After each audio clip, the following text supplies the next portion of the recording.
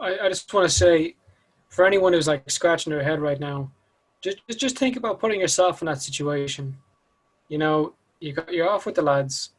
You know, you got a little doob of some sort, and one massive pull, and suddenly you wake up. You know, you've these people pulling you out of the water, and they're super concerned. You sound like you're a crazy person to them, and then the whole process of going to the doctor, living a life, years. You know, as you said, that just 8 years. sounds crazy. 8 years. How did you? How did? How did you wake up? How did that happen? Well, I think we'll get to that. Yeah.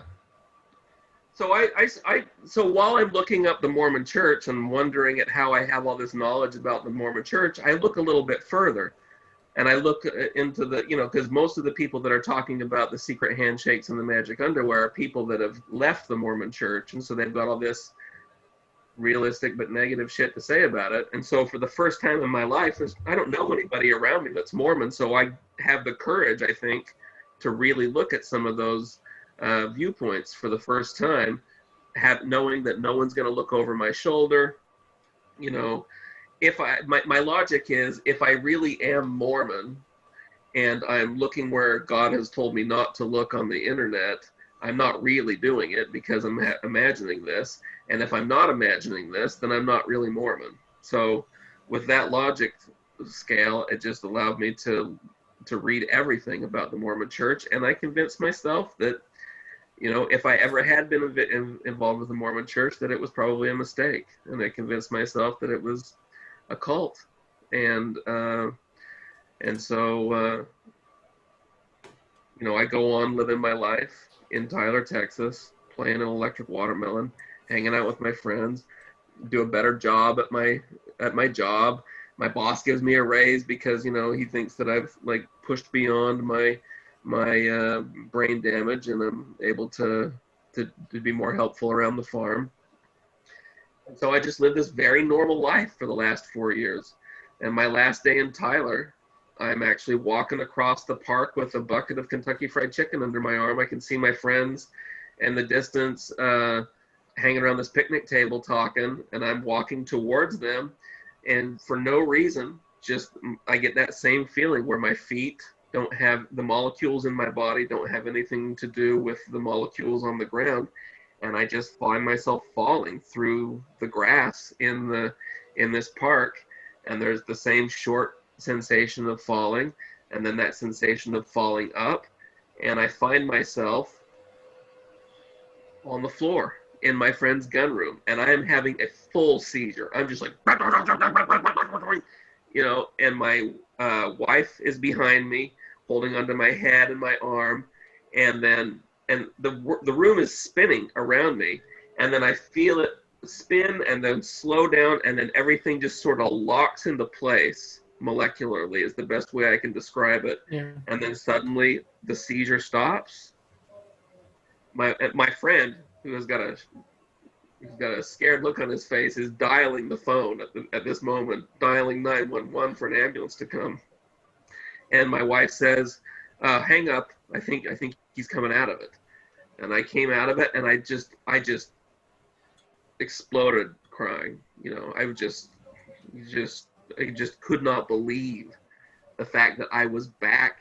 I was actually in Alaska, and my wife, who I thought I had imagined, was there holding me, and I could hear my kids outside in the hallway saying, "What's wrong with Daddy?" But they sounded very real. And I had pissed myself all over the floor. But I just started blabbering to both of them and telling them this story of the last 8 years of my life. And oh my God, I thought I imagined you.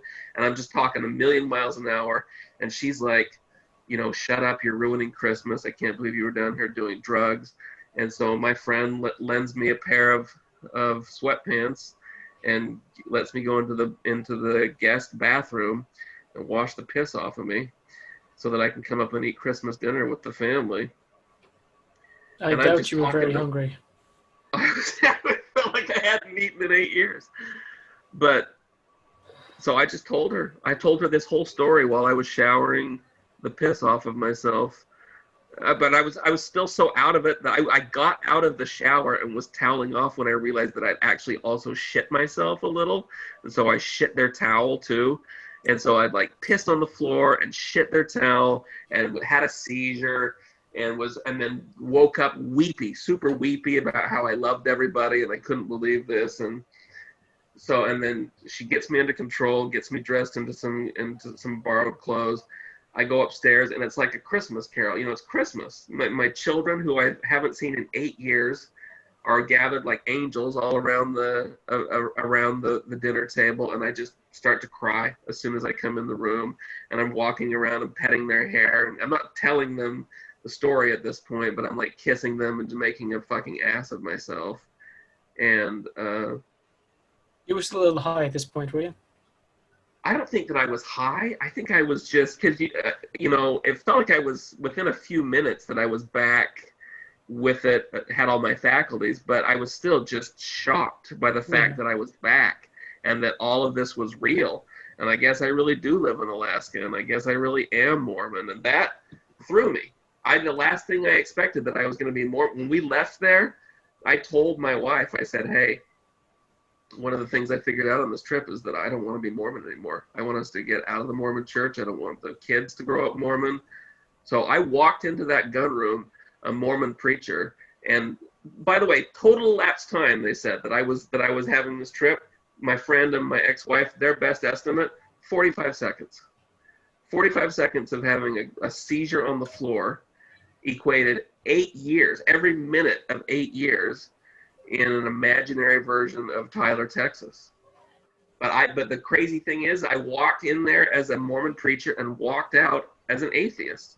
And we immediately sold our house. I sold have our to business. ask. Yeah.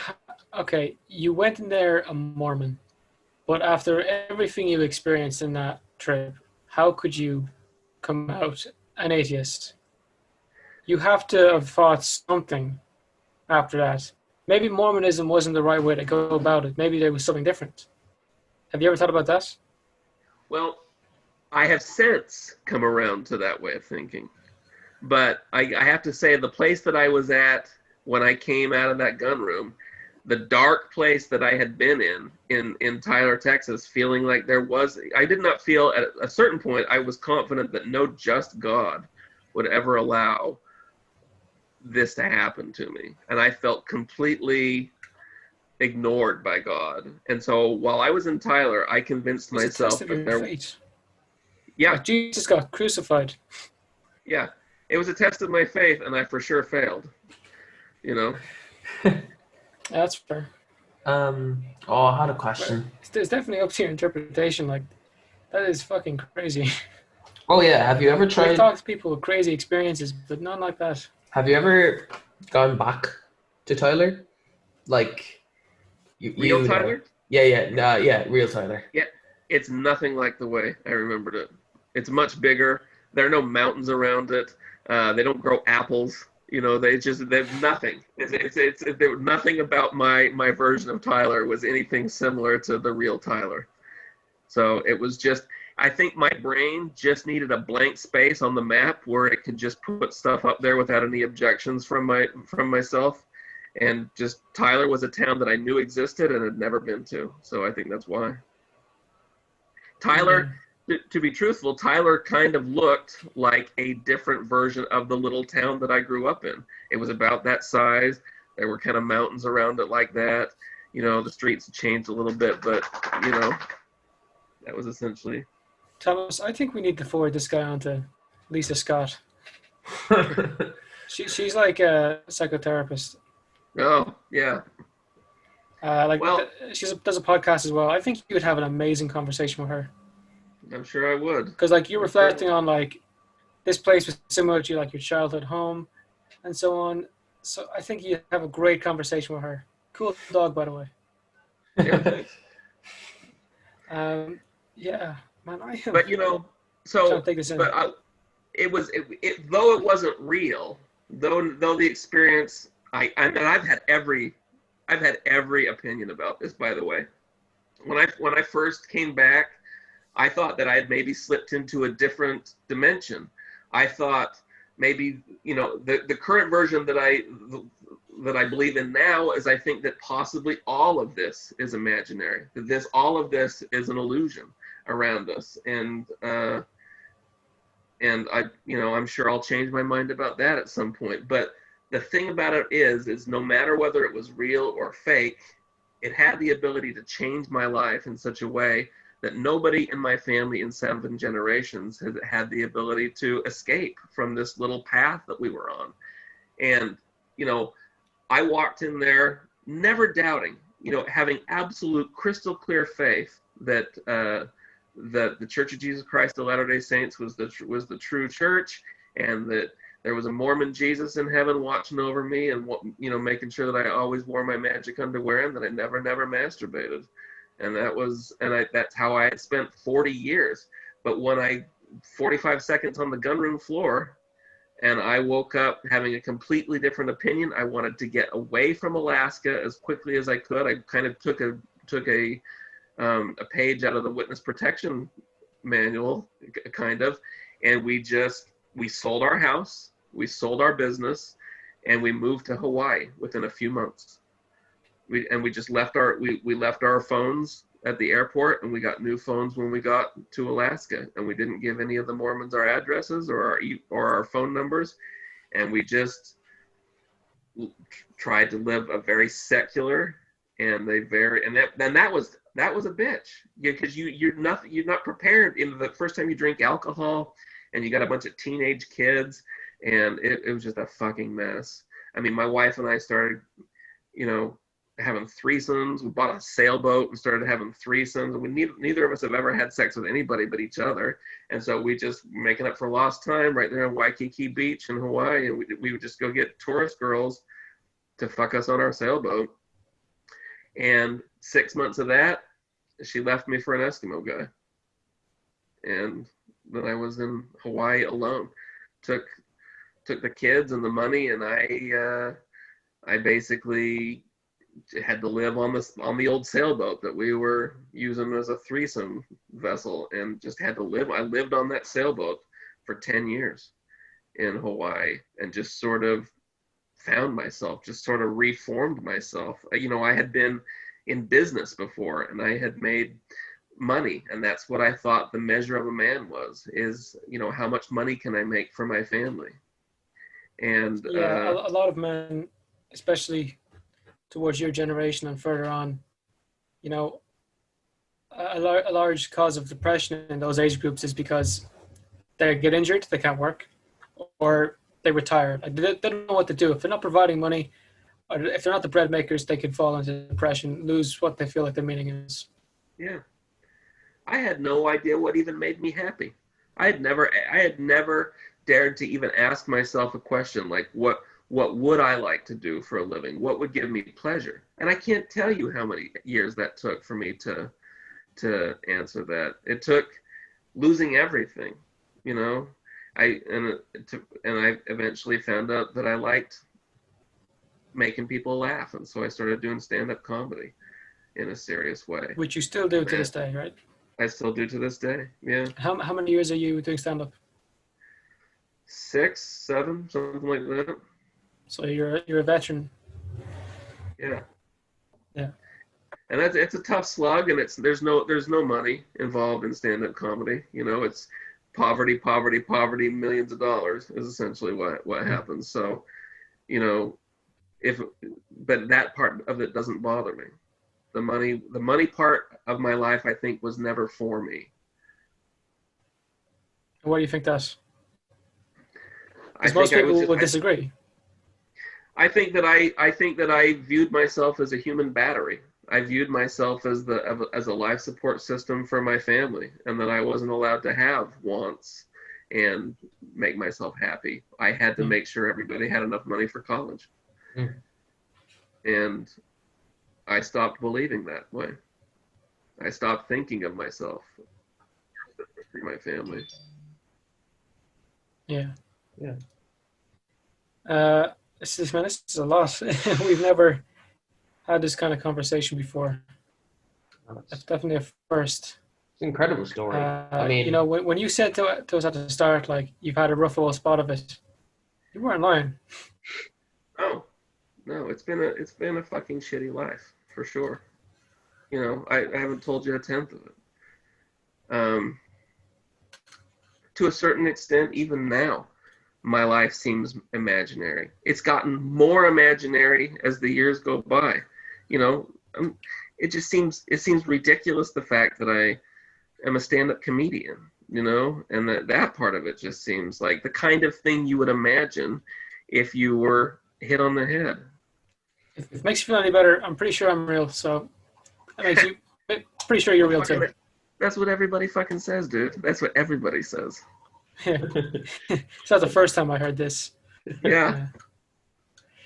That's the hell of it is. We all think we're real. Yeah. Shit. You Until thought you have you were real. salvia. In all fairness, you know, you thought you were real for 8 years. You were made to believe that you were real, and yeah. Just Thomas, if anything is convincing me that none of this is real, it's that fact you're not here. Yeah, 100%. Like, it's like the human mind couldn't imagine what you would look like. So Yeah. Just imagine like a really good-looking model, but like times 10. Yeah. You'll always be a cartoon pint in my mind, Thomas. Yeah. Jeez. So obviously you're in stand-up now. When was the first time you said, "Okay, I want to be a comedian"? You know, Mormons are not supposed to be comedians. We take an oath that we won't engage in loud laughter. The penalty for which, by the way, is you have to cut your own throat to be forgiven of breaking this covenant that you make. So you laugh loudly. Yeah. Kill yourself. Because when I was a preacher, I would make people laugh when I would teach them. You know, when I would get up in front of the congregation, I would always try to make them laugh, and I would get called on the carpet by my supervisors for doing that, and they would point out the fact that that's just, we don't do that. You know, we've taken a covenant to not do that. So I would push that down, but I still knew how to play the ukulele when I came back from the Salvia trip, and so you know, I still craved being in front of people, and so I would busk. I would go out on the street corner and play my ukulele and sing songs, and then I would tell little stories sometimes in between the songs, and those would make people on the street corner laugh. And so that, I think, is the first time that I ever considered, well, maybe I'll be some sort of a comedian. And for the first year that I did stand-up comedy, I brought a ukulele on stage with me. You know, I opened for Rob Schneider with a ukulele, and then eventually stopped using the ukulele altogether. And for the last, 6 years or so, I haven't used the ukulele. Yeah, I didn't need the ukulele. That wasn't my favorite part of it. That's kind of cool, like the skill transferred. Yeah. Yeah. I still to this day don't know what any of those chords are called. I don't know. I have to look up on the internet if I'm going to tune it, if it gets wildly out of tune, just to see what the string names are. And I don't know how to read any music for it, but I can figure out songs, but I play it beautifully. And I can play most songs by ear. But I got no similar. Yeah, it's kind of similar, like, to people who go into comas and they wake up speaking a new language. Or I know there's this woman in the UK, and she went into a coma, and when she came out, she had a Polish accent. She'd never been to Poland. Didn't speak any Polish. So they didn't have Polish friends. I got no explanation for that. Yeah. It fucks with me to this day. It should not be. That's like that. And I tell stories about Tyler, about it being made up. And when I lived in Tyler, I would tell stories about the crazy things that I made up about my life as a Mormon. So it just seems like, and also my life now, after the Salvia trip, though it's sequential, and I can prove it all through newspaper clippings and my friends' accounts of my life, it's a completely different life that I've had for the last 10 years since Salvia. It doesn't bear a mooncast shadow to the first 40 years. Yeah. That's crazy. Do you talk about it on stage? No. You never talked about it on stage? No. Yeah, because it just sounds like awful. So I Yeah, don't it's think not it funny works to me. often. If I get too high, if I'm telling somebody, I'll cry through part of it because it was fucking horrible. You know, for And me, it's not a funny story. are you upset now talking about it in any way? No, I'm okay. No, as long as you're okay. To be honest, I mean, that's a rough thing to talk about. if I start to get the weeps, it's not subtle. I'll just dissolve into a mess. And have you ever gone and sought professional help? Like, just think about it. Like, maybe you suffer from disassociating, whatever. I know there's an actual disorder, but my head's wrecked. Yeah, my whole life since I was 14, I've been involved in talk therapy with psychiatrists and psychologists. Okay. But yeah, I've well explored this with them. Okay. And what conclusions did they come to? That it was a psychedelic, and it's a well-known effect of that psychedelic. And you look it Yeah. up on the internet, and it's people having experiences, just like Ari Shafir, who's a very amazing comedian. He did salvia and had this and believed that he lived underwater in an underwater city for years. You know, so it's your subconscious is going to give you whatever it thinks that you need. And my subconscious probably felt that I was probably in some sort of cognitive dissonance of part of my subconscious probably knew that there were some issues with my Mormon faith. And the reason that I probably had this is what psychiatrists think, the reason that I probably had the experience that I had is because I basically needed a nice long think about the direction that my life was going. And so it gave me one. I wasn't asking to like debunk what you're talking about, just to see like what you've been told or how you've thought about it. That does make sense though. That you was kind of like, because as a Mormon, you were restraining yourself from basic things that humans do, things that everyone does. You were restraining yourself from taking part in these behaviors, and then you got to go and do normal things, live a normal life outside of the Mormon church. So that makes sense. Yeah, and I liked it, and I wanted that for my family. Yeah. And go on. And it did not end as quite as ideally as I had imagined it, but they are all free of the Mormon church. Well, there you go. And do you not like the Mormon church at all? I'm nostalgic for it. I don't believe it's true at all anymore. And I am nostalgic for it in ways that surprise me sometimes.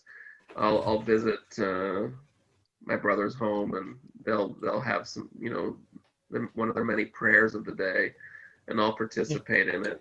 And it's a good feeling. It's a homey feeling for me. But it's a very demanding religion, and it demands so much that it really kind of precludes itself from being taken casually, like some of the more some of the older, steadier religions. You can be an Easter and Christmas Catholic, but if you try to be an Easter or Christmas Mormon, they will kick your ass right out. So yeah, especially with the more reformed Christian religions or like branches of it, you can be pretty relaxed. Even with being a Catholic, you can be pretty relaxed. Which is the kind of religion, if I was ever going to join another religion, it would have to be a religion like that. A religion that it does not need to be a cult, and it's not trying to. The jaundiced way that I look at religion now, and the position that I'm in, or at my most jaundiced point, is that religion seemed to me that the way religion worked is they make it against the rules to do something that you naturally would want to do, and then the people that are willing to stop, whatever it is, masturbating or whatnot, will also be the people that will be willing to give you their money, which is what they really want. But some lay down like just basic rules of carry on, thou shalt not kill. Right. They're all pretty much, just don't be a dick. Yeah, well, a lot of them are basically don't be a dick. And then there's some like small rules that were added in for no reason, like in Christianity, you can't wear like clothes with two different materials in them. Like, Yeah. I think we all kind of gloss over that. That's Yeah. That's seriously a thing. I didn't know that. It is a thing. But, you know, Bit weird. very Orthodox Jews, because that's in the book of Leviticus, very Orthodox Jews to this day still won't wear two different kinds of cloth, because and won't use a dish that has had meat on it to ever put anything that has cheese on it. So you have meat dishes and cheese dishes to this day with college-educated people in the Orthodox Jewish religion, You know, just because power it's in to the book them, of Leviticus. because there's a lot of people who would like to shit on religion, but you know, it's a personal freedom. Leave people to do it as long as it doesn't harm someone else. Leave them to it. It was good for me. Yeah. You know, as much as I cry about it, it was good for me. You know, I learned things from being, you know, you act a different way when you think that there's an invisible man in the sky watching you than you do when you think that there's not. And I learned a lot of discipline, and I learned a lot of selflessness, and I learned how to take pleasure in helping other people. And those are things that I probably could not have learned without religion. Yeah. Yes. Yeah. Yeah. Faith can be important. It kind of depends on your. Yes. It kind of depends on what you're being raised as, so on. Yeah. Everyone's different. You know yourself. Yeah. And to a certain extent, existentially, we're all just trying to answer the question of where do we go when we die. Yeah. And Yes. and to a certain extent, the people that have told me, you know, I believe right now, the working theory that I have is that this is a simulation or some sort of video game that we're playing. And what is that but religion for atheists? That's just me trying to answer an existential question of what am I doing here and what happens when this game is over.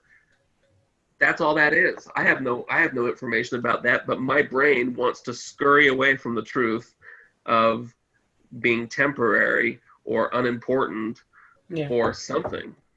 When someone asks me, like, what I think, what happens when, like, with everything, I just say, like, who knows? That's the thing. It's like nobody. He does say who knows. It's not like nobody knows, and it's like nobody has the answer. That's the only real thing you can say. It's a waiting say. game, you know. It's a waiting game. That's what life is. Yeah, and you know, if this is a video game, and if this is a simulation, we've gone to extraordinary expense to make it so that we forget that it's a video game.